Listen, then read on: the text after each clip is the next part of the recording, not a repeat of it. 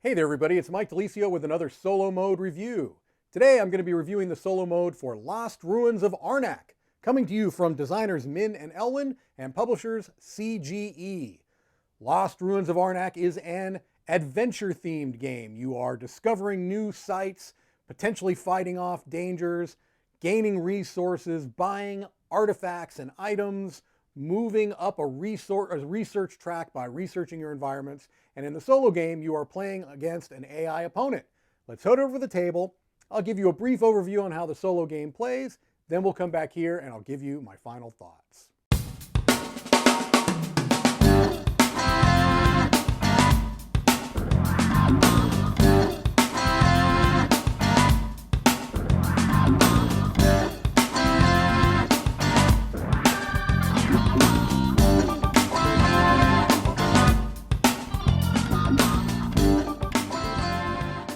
Okay, here we see most of the setup complete for a solo game of Lost Ruins of Arnak.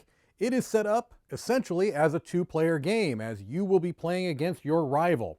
This is the rivals area. Now, I didn't complete the setup because I kind of wanted to show you a little bit how it works and show you how to control the difficulty of the game. So, when you play against the rival, you're always going to have these 5 archaeologist tiles that are going to go into their action stack. Those will always be in. And then you have 2 versions of every other tile. So there's going to be a total of 10 tiles. You have red versions and green versions. The red versions are slightly more aggressive, a little bit more difficult versions of that particular action. And so depending on how difficult you want the game to be, you're going to put in anywhere from 0 to 5 red tiles into your stack. So if you wanted it to be the most difficult version of the game, you would just simply put all 5 red tiles in with these and shuffle them up. If you want it to be the easiest version, you put in all 5 green. All right? So what you're supposed to do is determine from 0 to 5 what you want the difficulty to be, and then randomly choose that number of red tiles. So let's say, for example, I'm going to put in 2 red tiles. All right? So not the easiest, certainly not the hardest. I go ahead and take those red tiles, I shuffle these up, and I just randomly choose 2 of them. So I'll take that one, and I'll take that one. Okay, so now I'm not going to put in those green versions. So I would take this out and I would take this out.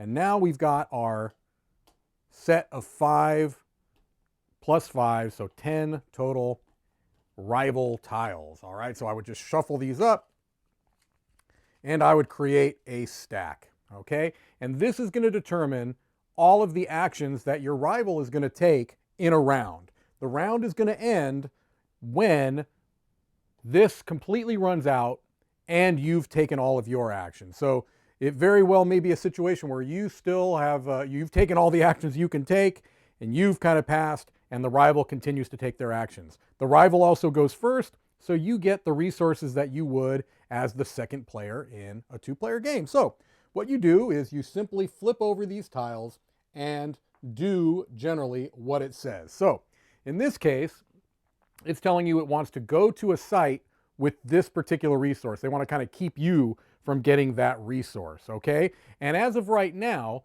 there's only one area on the board that has that gem resource. So it would take one of its workers, and basically I would be playing blue in this case.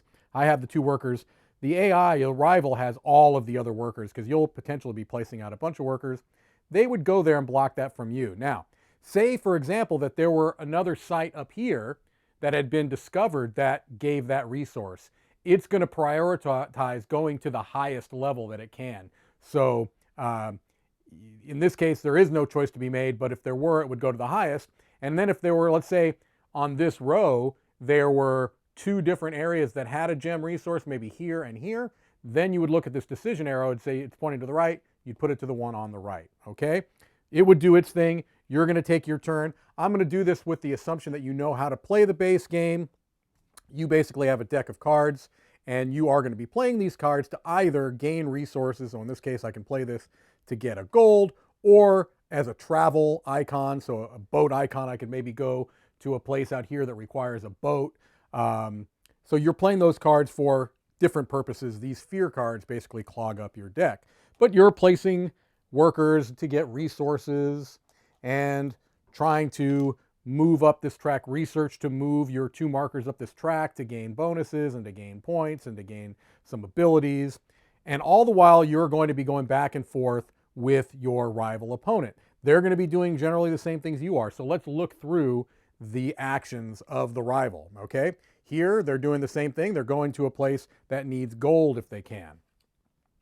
Here, what they're doing is, since this is the green version of the card, they're going to be buying an item card that has the lowest point value. So in this case, you'd look over here, and let's say that this was here. You are going to find one that has the lowest value. In this case, they all have one. Then you would look to this decision arrow, so it's the one furthest to the left. You take the gold pan, and it goes in their pile, okay? So that's buying a item. This is basically discovering a new site. So it's saying in round 1, you're going to discover a level 1 site, and you're going to put a guardian on that as well, okay? This is basically going to change depending on what round you're in, and in the 5th round, in the green tiles case, you don't put out one at all. All right.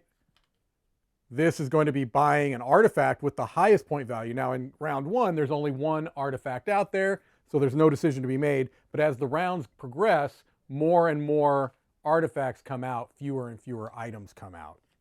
All right. Here is where you're going to be moving up the research track and gaining a assistant. All right. So moving up the decision or moving up this track using the arrow to determine which way it's going to go. So for example, let's say it was like this, and you had this showing. It's going to move to the left. If there were any tiles there, they're going to take the tiles. And if they take one of these, it's going to go on their board as well. All right. This is either defeating a guardian at a site that they have a worker, or if that's not available, then they're going to research. Now, this is the easy version of this tile, so in round 5, it does not do that. This is going to a place and blocking the tablet spots. This is going to a place and blocking the navigation spots. And this is going to a site that blocks the arrowheads.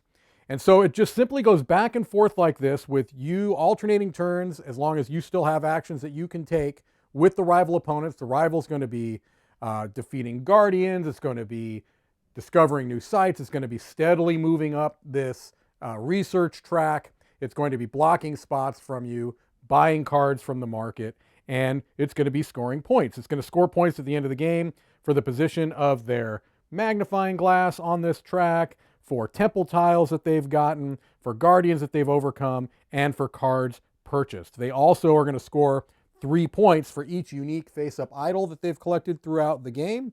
And if any go in here, which are duplicates, they get 1 fewer point. They don't lose a point. They just get 1 fewer point for each of the tiles there. All right. So that's generally speaking how you play the solo game of Lost Ruins of Arnak. Let's head back over and I'll give you my final thoughts. Okay, so hopefully that gives you a pretty good idea on how the solo game of Lost Ruins of Arnak plays out. Very similar to a 2-player multiplayer game. That's generally how the AI opponent was designed. So the first thing I like to do is talk about some solo benchmarks. These are just some big picture items I like to think about when I'm considering whether to get a game off the shelf or not. First thing I like to talk about is the win-loss condition. In this solo game, does it have a clear win-loss condition? Are you playing for a high score?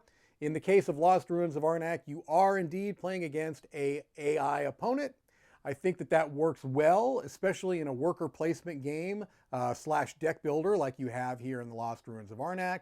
It's nice to feel like you've got somebody that's not just blocking spots from you, which is something that's standard in solo worker placement games, but is also competing for points, buying artifacts and items, going to dig sites before you are, and gaining benefits in that way. So it's good, I think, in this game to have an AI opponent. Setup and teardown. Now, this is a game that has a lot of components. There's a fair amount of setup. It basically takes up 2 pages of the rule book. So that is something that you have to consider. The game is not a terribly long game. I would say that my solo games generally run between 45 minutes to an hour, and you've got a good amount of setup, okay, for that amount of time.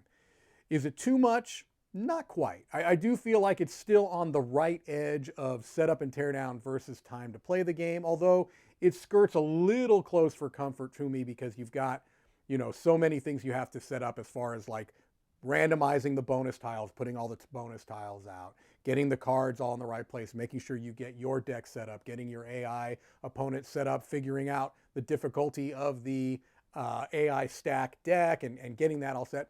It's going to take you probably a good 10 minutes to get the game set up. So that is something to consider. Is it worth it for you? The rules is another thing I like to talk about, and the rules I thought were very well done. This is throughout the entire rule book, not just the solo rules, but the solo rules are kept in a separate section towards the end of the rule book, and I felt that they were clear. They did a very good job of describing the differences, the adjustments that you need to make for the solo game. So no complaints at all for the rules for Lost Ruins of Arnak. Art and components. Well, here's where I think this game really shines. I feel like it has really, really nice art. I adore the theme, and I think that the art does a nice job of evoking that theme. At its heart, is it a terribly thematic game? Well, I don't know, no more or less than many worker placement games, I suppose. I think it does a nice job of giving you this idea of gaining items that are going to help you do better at discovering new locations. And there's nice little thematic touches like you have to actually research something before you can write it down in your notebook, which is a nice thematic way of remembering that you have to move your magnifying glass up before you can move your notebook up. Little touches like that I think are nice touches. And again, I think the art and the overall production is really good. On that front, the components I think are above average. The card quality is fine. The thickness of the cardboard is satisfying. I feel like those tiles, when you place them out, they have some heft and feel to them. And the plastic components are such that they feel almost like an upgrade. The standard plastic components in the game almost feel like you got them from a secondary spruced up component store. As a matter of fact, every time I've played this game and introduced it to somebody new, they asked, oh, are those upgraded components? And I'm like, no, those are just the ones that come in the game. So really nice job with the art and components, and I feel like that is the strongest aspect of Lost Ruins of Arnak. So what's the overall solo experience like for me? Well, I'm going to start with some of the negatives first, and then I'm going to end on what I feel are the positives. So a couple of the issues that I have with Lost Ruins of Arnak as a solo game. I feel like it loses some of the tension that you have in the multiplayer game.